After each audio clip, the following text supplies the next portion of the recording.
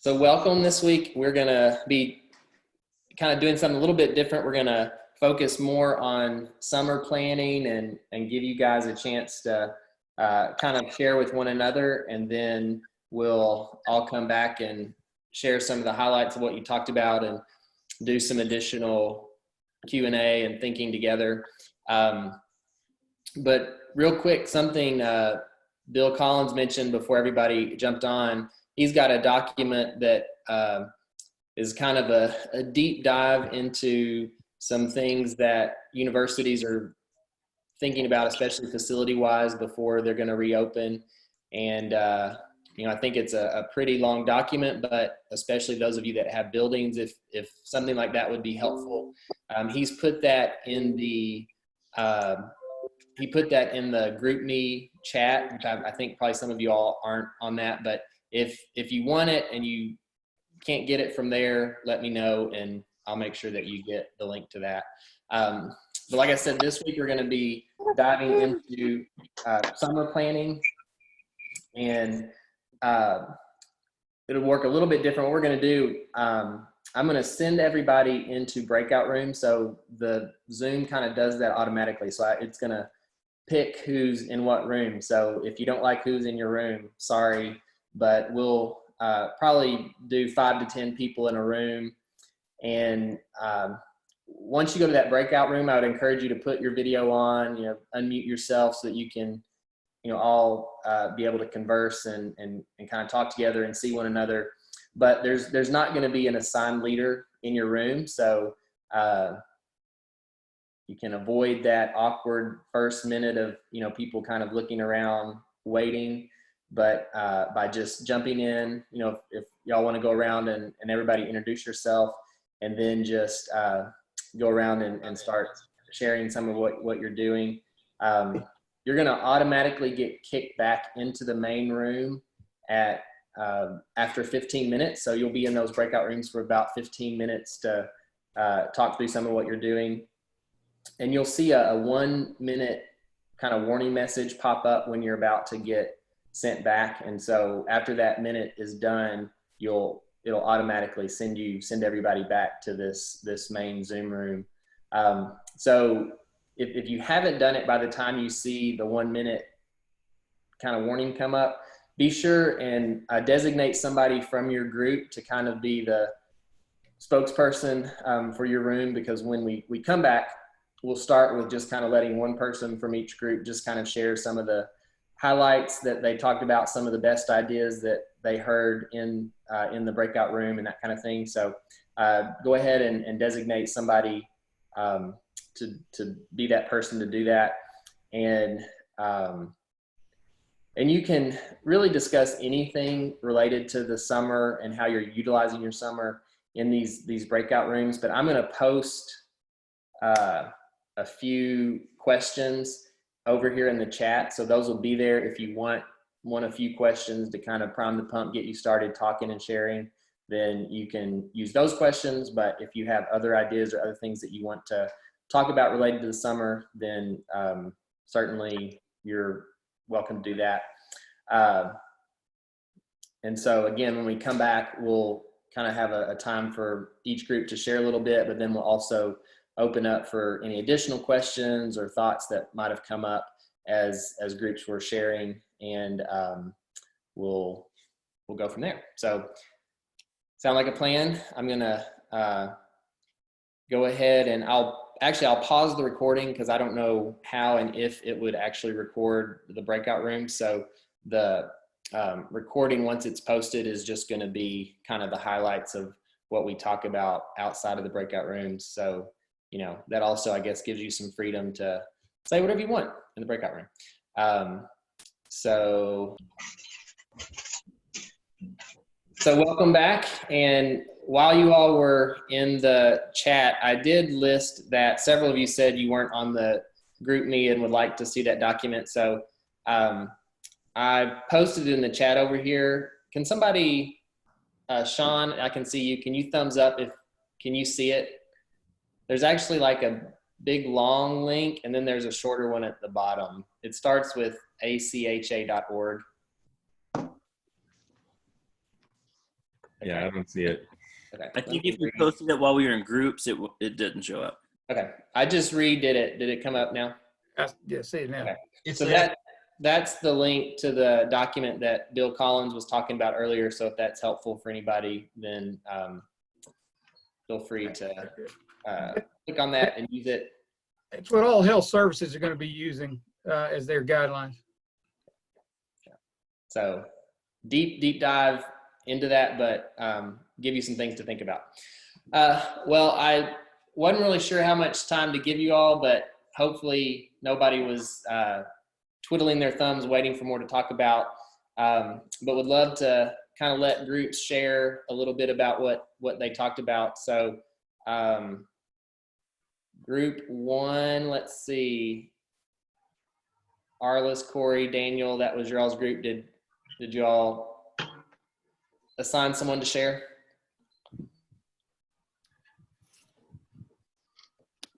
Not really. We didn't get too far into it. We talked about, most of us don't have access to on-campus orientations this summer. So like I mentioned that with several campuses that I have, each one is a little bit different. Some are allowing me to send emails to Baptist Preference through them. Tulane University is, since I'm the chair of the Religious Life Council, they're sending a letter on behalf of all the RLC members to the whole class of 2024 with a link to a Google form that they can fill out if they're interested in getting more information from us this summer. Everybody just kind of is a little bit different depending on their situation. And as far as like summer programming, none of us are doing in-person programming. All of us are doing some kind of virtual.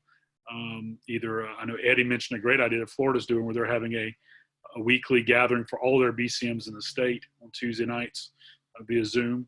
And then having different campuses do separate breakouts or groups off of that to have a little more intimacy, I guess. So there's lots of discipleship programs going on, whether it's leadership development. Some of us who have buildings are using the summer to get things done around our buildings, that kind of stuff. Cool. Okay. What about room number 2? Joe, John, Matthew, Sean, Tracy. Yeah, probably a lot of similar things as other people. Zoom stuff over the summer, but are connecting with folks using Zoom too. I know there was mention of some other plans that people have said. I know Matt Daniels from UNA particularly had a lot of interesting things that his group is doing. He may want to share about that specifically, but some social media avenues. He's making some videos for his group to kind of put out there over social media. But also, interestingly enough to me, was he's talking about following noticing who's following stuff on the university, the freshmen following there, and then following them in hopes that they're going to in turn follow the social media aspect of UNA's BCM. Another one of our members talked about identifying key areas or regionally where a lot of their students come from. Some of us that may not be helpful, like Auburn, we kind of reach all over the state and region, but specifically some cities that their university has most of their students coming from, and then making a database of churches there that they can try to reach out to and connect with any potential students that may be coming in from there. And then using that also as a tool for their students to disciple others or disciple their students in the process of reaching out. And then also just summer programming things. We had local mission project opportunities, some of the things like that were brought up. Cool. Yeah, those are some great ideas. Love those social media thoughts. And we may come back to that in a couple minutes. Breakout number 3, Chris, Joel, Keith, Rebecca, Tommy. You want to share? Yeah. So we talked again, a lot of the similar stuff with Zoom. A lot of folks are continuing their meetings over Zoom. We talked also about just how to connect with students, talked about social media. We brought up again the thing that was mentioned last week with the Adopt a Senior. We got over 150 names in 3 days when we had our president do it instead of one of us old guys doing it. And we got 150 names in 3 days with him putting in a Google Doc to get some free swag from us. And we talked about that a little bit. it's just, we're doing a podcast. We talked about, that's one thing that's out there that some people are using, just because students, Keith mentioned that even at North Georgia, some students are just sort of tired of staring at a screen. So it's just some way trying to figure out a different new way to connect. And so that was really the big thing, is the Zooms, podcasts, and just using social media. And where some of us have seen the most success is when our students were the ones reaching those new students rather than us doing it. Yeah, that's great. Yeah, definitely. I've heard a lot of people say when especially social media related, when students have been kind of the drivers of some of that, it's had a much bigger impact. That's great. What about room number 4? That's the group. I'm the room number 4 representative. So we talked some about what are folks doing to recruit, engage new freshmen. A lot of the same kind of things that have already been shared, but reaching out to the university, reaching out to local churches, working with your state youth leadership and youth ministers in local churches. Got names from spring youth camps, that youth events, that sort of thing. We also talked some about how folks are discipling students this summer, and obviously lots of folks are using Zoom. But and one of the things I wanted to quickly share was, I'm not sure, a number of folks had asked if folks were aware of the IMB stateside summer resources. And so those resources, I'll put them out there, but they're resources for engaging students in international missions throughout the summer. And those are resources that you can, from working with praying for international missionaries, international students, learning about our various affinities and what journeymen are doing around the world. So I'll put those resources out there, but stateside summer from the IMB is a supplement to anything else that you're currently doing with your summer students for discipleship. Great, thanks. And also, I don't know if we've mentioned this in any of these calls yet or not, but there's also I think it's called Global Summer Project or something like that, Paul Wooster and Steve Shadrach, I think we did mention it maybe the week that Steve shared about fundraising, but that's another kind of developed program that is going through the summer for discipleship that you can just kind of jump into and be a part of if you're interested. I think it was this week they announced that David Platt is going to be one of the speakers at some point for that throughout the summer. So it's going to have some great content. So I think if you Google Summer Global Project or go to Paul's Facebook or something like that, you can find it. But if you have trouble, shoot me an email and I can also make sure you get the information on that. Well, there were several other questions that I kind of wanted to throw out now in this bigger group to let us kind of have some further discussion. But kind of first was just related to ideas that have already been shared. Was there anything that somebody mentioned that sparked another idea or something that anybody wanted one of the groups to elaborate on? One of the things Eddie Gilly mentioned was just getting on Facebook, even if students aren't using it, finding the groups that the parents are involved in. And so, sending them an invitation to your website or to fill out the Google Doc or anything that you wanted to.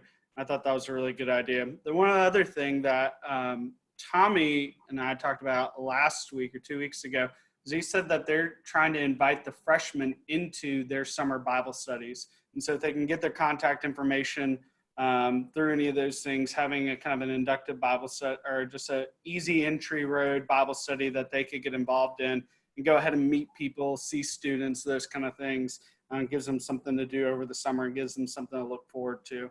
And then I saw somebody post on Facebook, instead of just doing Facebook and Twitter and Instagram, and I didn't even think of this, but somebody posted checking Reddit for the hashtag of your university coming in, because a lot of students use Reddit, or they'll use 4chan, or they'll use other of those kind of blog sites for those. I'm not really on those a ton, but it was a great idea, I thought, just to see where students are. Yeah. Great. Anybody else? Sean mentioned some stuff that we're doing, and kind of what our plan of attack is kind of twofold. One, we've themed everything this summer under a personal theme of Find It Here. So BCM Find It Here. And so everything's going to come out of that. Like I lead a guys small group. It's going to be called Find It Here Accountability. And that's the theme of the group for the summer.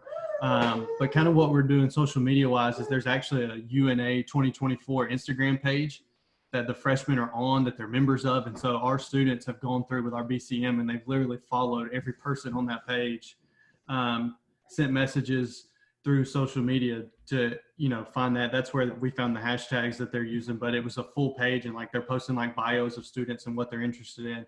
And so we're going to do videos around the Find It Here theme. So like the one I shared with the group was Find It Here Friends. And so I'm gonna have a couple of my students meet like at the Chick-fil-A on our campus, and they're going to walk and talk on campus about how they found friends at the BCM, why it's important, and the destination will be the BCM, right? And so they'll end up at our building. And so now the people watching get a virtual tour of campus. They get to hear from students, and hopefully it's, an encouraging message, and do it along those things. Find it here, worship, and have two of our students meet somewhere else and walking across campus talking about our worship services and why that's important as a college student and finding a local church.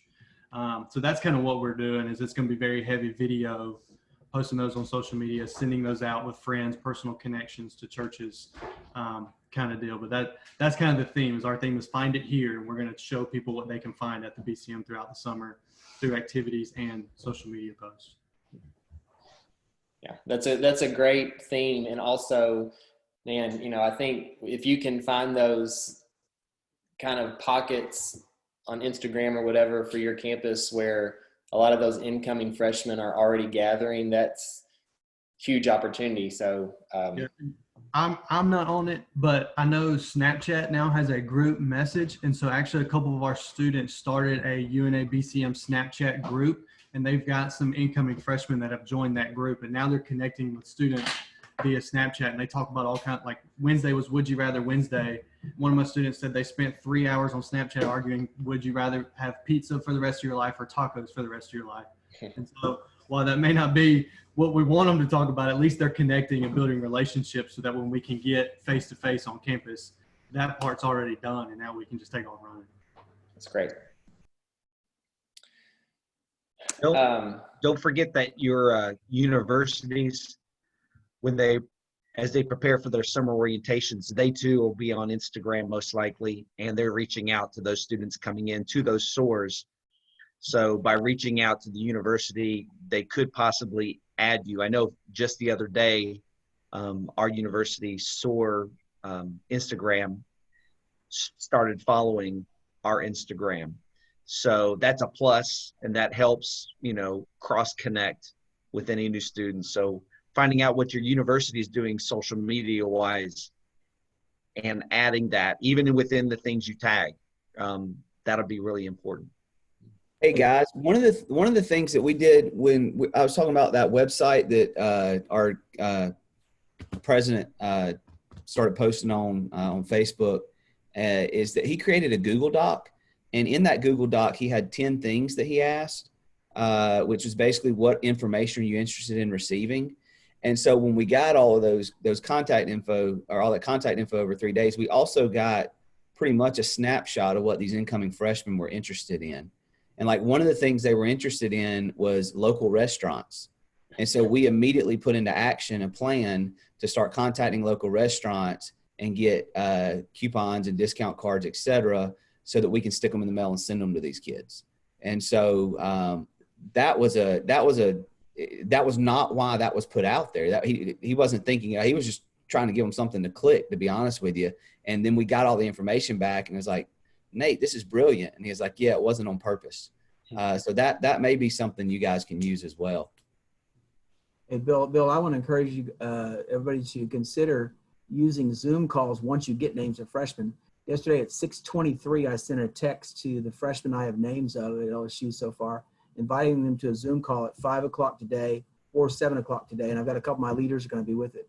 And in 4 minutes, I had 6 responses that people had signed up. And, I got one, I just got a text from one of the girls and she said, I can't be there tonight, but I want to get involved. And so it gives them a chance to even respond back. But I think those Zoom calls are going to be really effective to help them. But we'll also in the Zoom call tonight, we will get additional names because every time we do a Zoom call with them, say, okay, text or email us names of other freshmen coming our way, Baptist, non-Baptist, whatever, that they want to get involved. So. Yeah, that's great. I mean, I think too, something as you were sharing, Steve, as you know, a lot of y'all are up in the game and how you're kind of making those connections earlier than maybe you have in the past. I think having some ideas in place to have some gatherings or some touches before, you know, if you're doing all this, we want to connect earlier, but everything is like, we'll see you in August, you know, thinking about some key things, even if it is just a Zoom call, like Steve said, while they're, you know, if they've expressed interest today about connecting, then, you know, I think having a way to connect sooner than later is a great idea. So thanks for sharing that, Steve. Anybody else have any ideas that came to mind as, you know, maybe it wasn't something you discussed in your breakout group, but just as other groups were sharing, either a question or an idea that popped up that you wanted to share? I'd like to share something that happened for us. I'm in Athens, Georgia. I know some of you guys were involved with the Great Exchange. And one of the professors who trusted Christ with us 10 years ago at UGA has all of us meet international students throughout our school year, and then they scamper all over the place. So some of your leadership and some of you guys are aware of where different people are. And we started on 4 weeks ago, a Saturday morning connection. It was connecting with Chinese, the Chinese that we know. And we had 60 Chinese that showed up. 80% are actually in mainland China. We have 2 toxicologists at the University of Georgia who are now retired. And so we hosted a scientist kind of a talk on COVID and what could happen. And then we invited them to stay. The talk lasted for 2 hours. We had our 4th talk on this past Saturday. 400 Chinese checked in. They connected with each other all over the place. 80% of them are actually in China, 20% are around the world. And they all connected with each other and they all want to have these conversations. So what we had done is we had created breakout groups. We have 40 different people who have connected now to this. Some folks who have come home from China and they had friends that were there and they had to leave them. And they're trying to follow them up through this deal. The time frame is 9 to 11 on Saturday mornings. That matches to 9 and 11 at night where they are in China. It's like there's a 12-hour time difference. And an interesting thing is one of the ladies who has been connected in Wuhan, she had to leave Wuhan to come home. She got a hold of us an hour later, and she led a medical student from Wuhan to Christ Saturday afternoon after this chat. There are ways to do this chat. You guys know better than I do, ways that will protect them.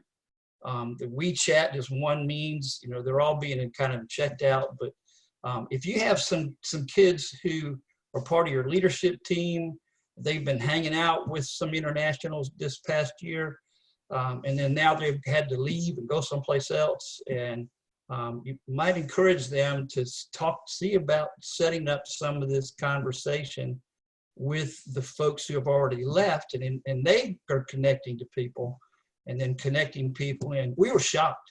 We had no idea that 400 people would show up on Saturday. Wow, that's really cool. What a cool ministry opportunity. And as you guys know, some of the challenges that international students are facing right now, whether they've already gone back home or, you know, especially if they're still here in the States, are huge. And we're actually 2 weeks from now, that's going to be part of our discussion is specifically on international ministry. So if that's something you're interested in, be sure and check in for that one. But also, man, that's such a great idea that John had. If you want some more details on that, I'm sure you can reach out to him and he would be happy to talk you through a little bit more about what they did. Yeah, we're called the info@thegreatexchange.org is my my email. I'm not sure how to put it on chat. I'm a dinosaur on this, but it's info@thegreatexchange.org. Cool. Well, one of the other, the last question that I kind of threw out there for y'all to talk about in the chat, I haven't heard a lot on that. I don't know if that was because I'm guessing maybe since it was the last question, maybe none of the groups got to it, but wanted to bring that one up just in case there was anything that somebody wanted to share on that. But in regards to what are you doing this summer to plan for the fall, any grand ideas or anything that anybody would want to share on that? One thing we talked about in the group was just, even if schools are coming back, we probably won't be allowed to have more than 50. And so how do we have small gatherings of students? Do we need to fund our students to, have a pre-designed party or whatever kind of deal, and those kind of things? But just having a plan A and a plan B, but probably it's going to end up being plan B or C or D kind of deal. I mean, we just don't know what the parameters are right now. We'll know more about that hopefully soon. But more than likely, no more than 50 students at any given point. And so just kind of planning for those things. Bill, as far as scheduling, we already have our fall schedule put together. Our leadership typically in April toward the end of the semester sit down and do that. We did that over Zoom, and that was good. We were able to pretty much get it all lined out. There are some other things that our leadership team have talked about, and they're leaving it really on the shoulders of our president, vice president, and secretary, who are going to kind of come up with what's our game plan A, what's our game plan B, what's our game plan C, so that at least we're not stunned by any decision that's made by the university, so that they can, we can roll right into small groups like Daniel said, with whatever events that we have, which was a challenge for our students. Typically, as all of us have, a ton of people that show up at the beginning of the year. So if you're used to 150, to 200 people at your first worship, you can't do that. So how do we make that happen? So our executive team's going to hopefully put some ideas together. One really good idea that kind of spilled out as well is coming up with a theme. As BCM is relational and it's community. And so we've talked about having a theme where every week or every few days, we'll have a student that'll be highlighted on a very quick snippet video with the theme, I belong. And so, every new student that happens to see that short video that pops up we'll see a student that says, well, I belong to the BCM, or I belong to UT Martin, and it's a place that I love, and I found that my community is found within BCM. So hopefully we'll be able to get some mileage with that theme of I belong. You guys are a treasure trove of theme ideas. It's great. Yeah, so it sounds like a lot of still multi-option planning for different phases, but with the kind of a big driving thought out there being, what's going to be our capacity limit on how many students we can gather together. Well, one other question that wasn't in the list of questions that I think, is also valuable and to think about. I know when I was on campus, there was a beauty in the summer to having kind of some extra space and bandwidth to rest and even, recuperate spiritually. And so I think in some ways COVID has opened up some family time and that kind of stuff, but it's also shifted energies in a different direction where, we feel like we're still scrambling in a different way. And I hope for you guys that the summer will continue to be a space where you can find those moments to rest and kind of recharge. And so just wanted to ask that question. Do any of you guys have any specific plans in place for how you're going to, be intentional in resting, or intentional in, your own personal development, maybe some reading suggestions, anything like that you thought about for this summer? Vacation plans?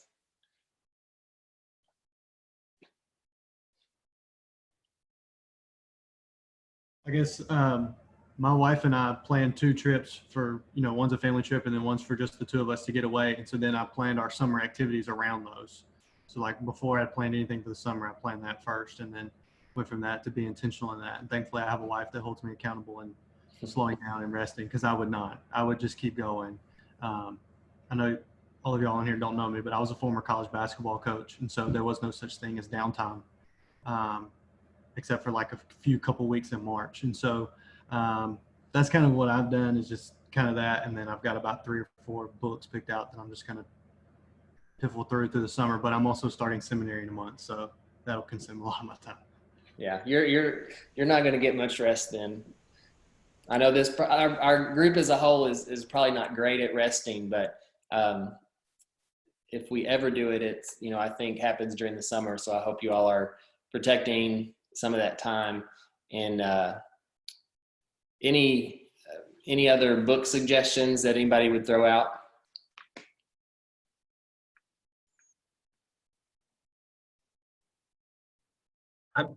I don't have a book, but kind of leaning in on what you just said, Bill. I'm sensing, and I don't know if I'm the only one, but I'm sensing more anxiety going into the summer, knowing that we can make a plan on coming back. Universities communicating that to us, but they can turn it just like that. And I guess for me, there's a bit of anxiety of what's going to come. Almost, I don't know.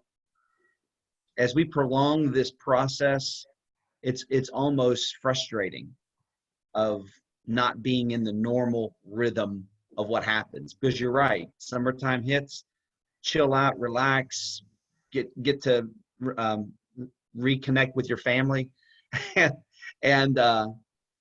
I just feel this sense of anxiety right now with it. But Bill, I to speak to that is I'm looking at this as a complete reset. I'm not trying to get back to normal, and I think that's helping me give us this day our daily bread of direction and guidance is what I see that I'm having to find that. Morgan, I feel it, and I've just kind of given over. We've got our first 2 weeks planned on the university calendar. Same thing we always do. I just know it's not going to happen because of the numbers. But I really think that I feel like I'm coming to the campus for the first time. I'm a new director on a new campus. And if you approach it that way, it's pretty exciting, because then you get to problem solve and figure out new ways of doing things. But we love our traditional stuff because we know how to function in that world. But I'm starting to get a little more excited about, I don't know what it looks like. So let's go have some fun. And I think there's a lot of grace. I think numbers, all of our numbers may go down the drain, and we just rebuild and we'll reset our ministries. And I'm excited about that, actually. Bill, one thing we've tried to do is pick an area of ministry or an area on campus that we haven't really gotten into and done a good job of getting into. And we've tried to use this as a time to do that. For us, it's the Redcoats. That's an area that just really needs Jesus, number one. Not that they all don't, but that subculture is just its own little thing. And the fact of Bill Collins, what you said about just kind of being new, that's kept, I think, me and Jerry refreshed in some ways, in the sense that, all right, if there's a time ever to try something new that we may not have been able to do before, let's go ahead and do it now. And I had a meeting earlier with some students about that Redcoat outreach, and that was one of the things that they talked about was, well, I mean, if it doesn't work, like, what do we lose on this one? And the fact that because we have no idea what it's going to look like when we get back, anything is game to try right now. So that's one thing we've tried to do just to kind of keep us grounded is we intentionally said, what new can we try right now? Because everything else is new anyways. Yeah, those are really cool thoughts about, really a shifting focus going into the fall. And then I just want to point out too, Van put a book over in the chat that he would recommend, An Unhurried Life by Alan Fadling. And Not real big. Yeah. We're almost out of time, so I want to make sure that we honor that for you guys. Just the anxiety that Morgan mentioned, I think obviously our students are feeling that as well. And so next week we actually are going to have our Zoom call kind of focus on that. We've got Sandy Gilland who's going to join us. She's a professor at University of Louisiana at Alexandria and a licensed marriage family therapist, counselor, and understands our students. Her husband is a BCM director, so she understands what it's like to be, fully engrossed in college ministry. And so she's going to just share some with us about emotionally caring for our students during this time of pandemic. And then she'll also be available to do some Q&A, either specific to COVID or maybe just, if you have general questions about counseling and caring well for students, that she'll be happy to help us with next week. So that's happening next week. And then the week after that, the 28th, is actually going to be we're calling it a mega whiteboard session. It's going to be 2 hours instead of 1, but we're going to break it up into 4 30-minute segments. So the first 30 minutes is going to be on international ministry, and the other 3 are going to be announced later. But we'll kind of have that schedule on the website, so that if you don't want to be here for the whole 2 hours, you just want to kind of be in and out for specific topics, then you'll be able to do that. But it'll be similar to today in that it'll be questions, just kind of everybody sharing ideas, but I don't think we'll break into breakout groups, but we'll have those 30-minute time slots where we'll kind of take a deeper dive into 4 different areas and topics. So those are some things to be looking for in the future, and really appreciate you guys jumping on today. Robert Pinkston actually had to jump off early, and he shared that Chris Julian, who does college ministry up in Ottawa, Canada, he had actually just found out that he had a heart attack. And so I told him we would definitely pray for Chris as we close out today. Sounds like he's, stable and going to get a stent and all that, but definitely a scary time for he and his family. And so want to pray for him as we close. So do I have anybody that would volunteer to pray for Chris and his family and just our group as we close out this time? I will, Bill. All right. Thanks, Van. Father, we thank you for each of these men and women who are faithfully sharing their hearts and lives and with students and with administrators and faculty, and just loving on them, seeking to share the gospel and lead them to faith and disciple them in maturity. And Father, thanks for Chris Julian for his life and ministry. Many years in Brazil and now in Canada, and pray for wellness and health in his life, and pray for wisdom and direction for those who are caring for him, and give you thanks for his ministry. Thanks for Bill and Arliss and Steve and others who serve us from Lifeway, Robert Turner and Adam York, and pray your blessings in their lives and ministry as well. And we pray this in Jesus' name. Amen. Amen. All right. Thank you, guys. We'll see you all next week.